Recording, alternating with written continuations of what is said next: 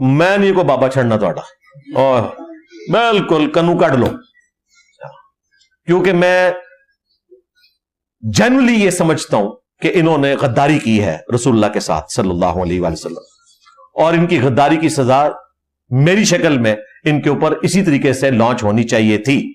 میرا نبی سا ہے ہی کوئی نہیں, تیرے بابے تے شاہی کوئی نہیں, یہ ان کی سزا ہے.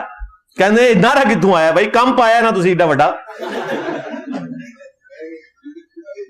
وائرس دی ویکسین تے آنی سی نا, مدنی ویکسین, یہ مدنی ویکسین ہے آپ کے وائرس کے اگینسٹ.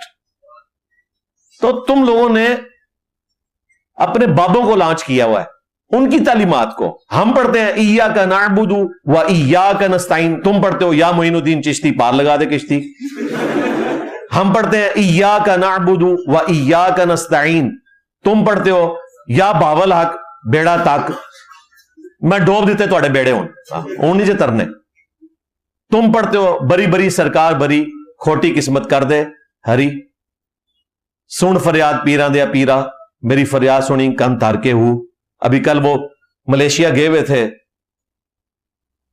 طارق جبیر صاحب, وہ پھر وہ باؤ صاحب کے وہاں پہ شعر پڑھ رہے ہیں. خدا کے لیے یار آخری عمر میں اب قرآن حدیث لوگوں کو سناؤ, کیوں یہ ان لوگوں کے ساتھ کیوں لوگوں کو جوڑ رہے ہو. کہتے ہیں کہ جو چیزیں قرآن و حدیث کے مطابق ہے نا وہ لے لینی چاہیے, اور جو قرآن و حدیث کے مطابق ہے وہ تو پہلے ہی لکھی ہوئی ہیں قرآن و حدیث میں, یہ کیوں لینی ہے. ان کو بالکل پروموٹ نہ کریں بھائی, بالکل پروموٹ نہ کریں. ہاں ان کے ماننے والوں کے لیے کبھی کوئی چیز کوٹ کرنی پڑ جائے وہ الگ بات, ادروائز یہ اس قابل نہیں ہے کہ آپ ان کو کوٹ کر کے پروموٹ کریں, کیونکہ لوگ دھوکہ کھا جائیں گے. گرو نانک کو آپ پروموٹ کر سکتے ہیں کیونکہ اس سے لوگ دھوکہ نہیں کھائیں گے کہ چلو سکھ تھا, لیکن مسلمانوں کے جو گرو ہیں نا ان کو آپ نے کوٹ نہیں کرنا, وہ ان کی باقی تعلیمات بھی لے لیں گے جو غلط ہے. کافروں کی چیزیں آپ بالکل کوٹ کریں کیونکہ ادھر یہ خطرہ نہیں ہے کہ ان کی غلط چیزیں لے لیں گے. ان سے تو خطرہ ہے کہ جناب 2 اچھی باتیں لیں گے تو 50 جو ہے وہ غلط بھی لے لیں گے.